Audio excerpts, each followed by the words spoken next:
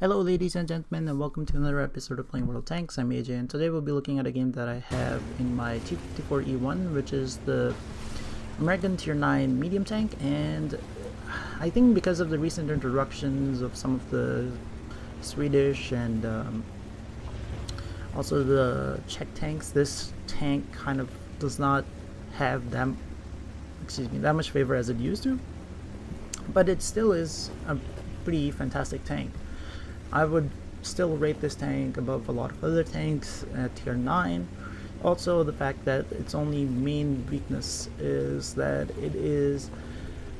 I mean, that's a weakness for me just because I prefer not to fire gold ammunition out of this tank, but if you spam APCR, this is just probably has no weakness other than being slightly slower than its counterparts and not having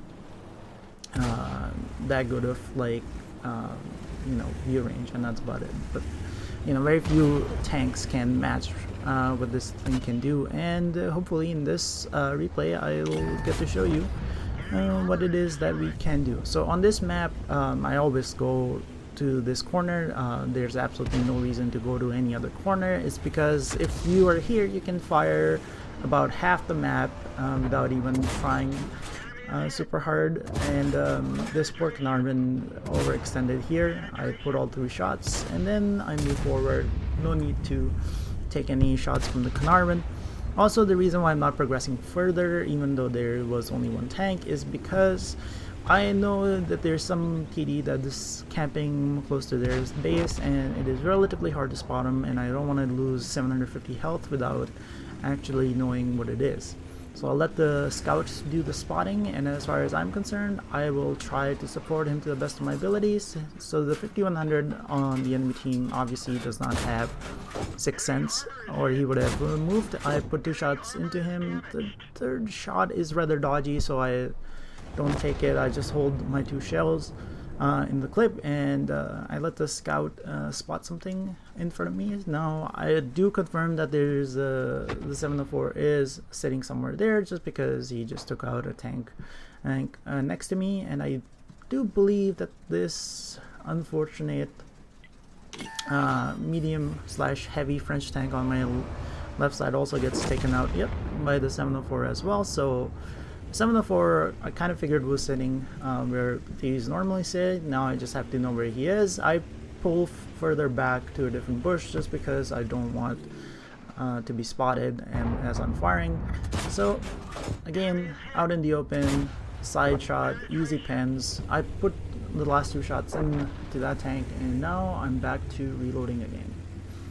Now again, I'm playing very passively in this game just because I mean I have the advantage. There's absolutely no reason to be impatient and push forward. The other flank isn't actually losing, so I mean there's absolutely no reason to throw away your HP, and I kind of confirmed that the 704 is actually there. Now he's going to be my priority target just because it's kind of hard for him, or kind of hard for me to progress forward without him shooting me. So again, this is not the usual gun handling on the T54E1. This is slightly abnormal in the sense that it actually is hitting where I wanted to hit, and at this point the scout moves forward. I aim slightly to the right on the 704 just because I wanted to not hit the gun mantlet, which the last shot actually did. So again, T54E1, pretty awesome tank if you ask me. I would try to 3rd mark it, but I really don't get enough time to play World of Tanks these days, so it's going to be a while before I actually get around to 3 marking this tank. Probably VZ11114 is going to be the one that I actually do 3 mark before this. Now, this FCM has been in here for a while, and I kind of figured that he'll still be there. I was not reloaded, so I couldn't take him out. So at this point, I'm just gonna climb up over here, and I'm aiming slightly low because the 704's armor is very weird, and he kind of figures that I fired on the 704, the FCM would come out, and so I'm aiming in this direction, and to his surprise I still have 1 shell left, so which I was kind of saving for him because I kind of figured that as soon as he saw the 704 die, he would kind of figure that I was reloading, which was not really the case. Now again, very few enemy targets left. I'm just seeing which should I prioritize. At this point, I kind of figured that you know, the tortoise is probably camping right in front of me somewhere, and I was surprised that Artie lived as long as he did, but I kind of put him out of his misery.